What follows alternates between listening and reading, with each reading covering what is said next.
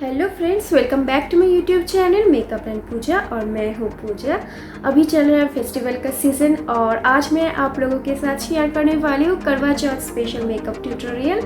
आई hope आप सबको पसंद आएगा और अगर पसंद आए तो प्लीज़ रिक्वेस्ट ज़रूर करना और मुझे कमेंट करके बताना कि मैं कैसी लग रही हूँ आज। और अगर आपको वीडियो अच्छा लगे तो प्लीज़ लाइक करना। अगर आप मेरे चैनल पर नए हो तो सब्सक्राइब ज़रूर करना। तो फिर चलिए देखते हैं।